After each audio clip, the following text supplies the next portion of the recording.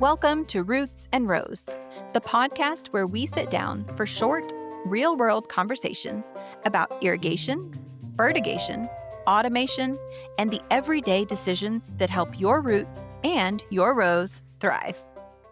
My name is Kristen Hilger, and I am the Director of Operations for EcoDrip Irrigation. We're so glad you're here for our very first episode.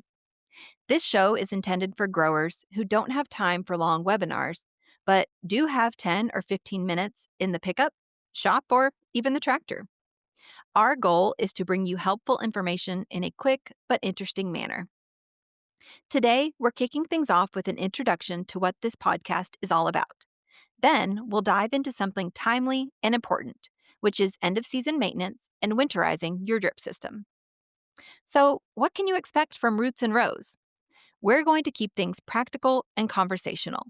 We'll talk irrigation basics, both subsurface or above ground, fertigation and agronomic support, automation tools like controllers and soil moisture sensors, troubleshooting, maintenance, and all of the other little details that add up to better yields. Our goal is to have episodes be under 20 minutes, and in that time, we'll bring in growers, experts, and the people who work with these systems every day. Of course, if there's something that you would want covered, please do send in your ideas and questions. This podcast is for you. Whether you are an established farmer or a newcomer or a landlord who wants the best for your land, we know there will be something for you. Before we begin, we wanted to take a quick moment to share who EcoDrip is and why we want to bring you a podcast. EcoDrip Irrigation is a subsurface drip irrigation company specializing in design, installation, and support of subsurface drip irrigation, also known as SDI. We also bring you proven solutions for fertigation and automation. We have been specializing in SDI since our inception in 1984, and we were so excited to celebrate our 40-year anniversary last year. EcoDrip employees are specialists in design, service, fertigation, and automation, with divisions called Nutrition for the agronomy side and irrigation technologies for automation. We believe in not only providing our producers with a superior irrigation system, but also with guiding them as they learn to utilize their system year after year. We are proud to provide permanent solutions that help your roots and rows thrive. Every day, we are focused on helping our producers maximize their production while decreasing their inputs. We are proud to provide you with the tools that you need to increase your yields and build a smarter operation for you and your future. Today, we have warehouses to serve you throughout Texas and Nebraska. We've installed over 275,000 acres throughout the central United States and also have dealers that serve growers in Maryland and Oklahoma. So now that you know a little bit about who we are and what this podcast is going to be about, let's dive into the meat and potatoes. Since it's December and the weather is either about to get really cold or maybe has already started to trend that direction, we're going to start with something that every SDI grower needs to think about right now, and that is a proper shutdown and winterization of your system. This is the best way to protect your investment, to avoid spring surprises, and to get set up for a smooth startup for next season. So, winterizing your SDI system. Shutdown isn't just flipping a switch, although we wish it was. Think of it as putting your system to bed for the winter. It's protecting it, preventing problems, and preparing for next year. So, let's walk through some of those key steps. Step 1 in our end-of-year maintenance is going to be doing a process called acidizing and flushing of your system. If you do this step, think of it as if you're changing the oil in your tractor and not a repair. It is something very important for you to do and continue to do on your system as part of your routine maintenance. Typically, we say to do this every 2 to 3 years, but obviously if you have issues with plugging, that might be something that you want to do every year as you're doing your end-of-season maintenance, especially if you grew a crop that was very root intrusive on the tape, such as hay crops. During this process, we open up all of our flush valves, and our technicians will also check your field and filter valves to make sure they are also operating correctly.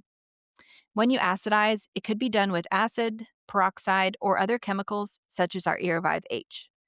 But don't worry about trying to figure out which one, because our technicians and salesmen can help you find the best product to suit your field specific needs. We want to run something through the drip tape and be able to break up any of that buildup before it turns into something stubborn over the winter. Once the acidizing process is complete, it's also best to disconnect your chemigation pumps and tubing so that water does not accumulate in them and freeze over the winter. The second step of this initial process will be to give your system a good flush. We're talking your main lines, submains, laterals, all of it. You're going to be clearing out sand, debris, and any organic material that might have built up during the growing season. If it stays in your lines during the winter, it can harden and create plugging, and that's going to cause headaches come spring. When we do a flush, we also address anything that could be built up in your filters. After flushing, closing your field's flush valves is a smart way to keep foreign debris or critters out over the winter. Most of the water will have left your lines during this process, but if you're up north where the ground freezes, it will be important to have drains for your manifold and flush pipes and your dripper lines, which are all components of an EcoDrip design system, so you're already taken care of. Our next step is going to address your filters. For sand media, we want to check our media levels and look for any sort of channeling. It's not common to have to add any media, or at least add it very often, but it may be needed after a few years of continual operation. In some cases where the filters had to flush frequently, the sand will break down and need to be changed out.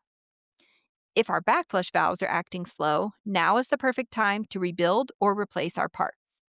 For screen or disc filters, we're going to pull those out and give them a good cleaning. Obviously, take a look for any tears, cracks, or maybe worn gaskets. Replacing any of these worn out parts in December is so much easier than having to deal with your starving zones come April. Once we have all of that completed, then our next step is going to be protecting anything above ground. Think of it as anything that's exposed has the potential for freezing and needs your attention. We're going to drain any sort of exposed pipes, manifolds, or tubing. And then another good option is going to be to take off your pressure gauges and store them indoors, because they're going to be one of the first things that freeze and break in a cold snap. Make sure to label what tubing goes to what before you disconnect it, so you know where to reinstall them in the spring. Now, let's look at our automation. December is the time to shut down things properly. For this section, we are primarily focused on our EC3 controllers. So, the proper way to turn off your controller for the winter means you are not just killing power or unplugging the unit from the wall, but instead, you're turning off your internal controller breakers so that you do not drain your battery. Our controllers are built with an internal battery that is meant to keep things going if you have a short power outage. If we forget about this guy, then we run the risk of that battery dying and needing to be replaced at startup. So if you haven't already done so, label and disconnect your pressure transducers to eliminate freeze damage. While it's fresh, jot down anything that didn't quite work right during the year, because this list is going to help you when you start planning for your spring startup. One of the last little things, now that we're in this age of technology, we're starting to recommend at the end of your season to do a quick data review. So, before you walk away from your system, spend just a few minutes reviewing this growing season. Look at your irrigation hours. Think about your fertigation timing and products applied. Were there fields that responded better than others? Did you have problem areas or zones that were either too wet or too dry? Some of this may be evident when you get your harvest reports back, but some of it may just be something as simple as you put the eyes on the field during the growing season, so you know what is best and you can make those adjustments come next year so that you have the best yield possible. Anything that is done today, whether quick or not, is going to lead to better decisions for you next year. One of the examples that we had sent in by a grower was that they had found a small gasket failure during their shutdown. It wasn't really leaking enough to be noticeable during the season, but while he was going through and doing his end of year maintenance, he noticed it. So he called us, we sent our technicians out, and they were able to get the fix done very quickly and very cheaply. It was a $12 part, but it was something that was going to cost him time and hours down the road during critical watering times. So while you can find these things during the winter shutdown, we always just say that's going to be so much better for you to take care of it now, especially when things are a little bit slower. And that way, when spring hits, you are ready to rock and roll. Remember, routine maintenance on your system is just like maintenance on your farming equipment. EcoDrip is proud to have systems that have been in operation for over 30 years. With today's technology and products, we expect all systems to last at least this long with proper maintenance. What you put in will be reflected in what you get out of it. So, that's it for today's episode of Roots and Rows. Like we said at the beginning, it's going to be very simple. Hopefully, we're not going to cut into too much of your time, but we want to bring you these tips and tricks so that you have them and are able to put your best foot forward for your upcoming growing season. So, we're going to remember our big 3 for winterizing: our flush, inspect, and protect. If you haven't shut your system down yet, now is definitely the time to do so, especially with temperatures dropping so fast. So thank you for joining me on our very first episode.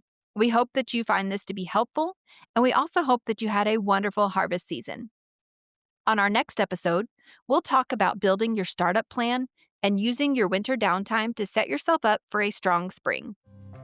So until then, this was Roots and Rows presented by EcoDrip Irrigation, committed to helping your roots and your rows thrive. Thank you so much for joining us.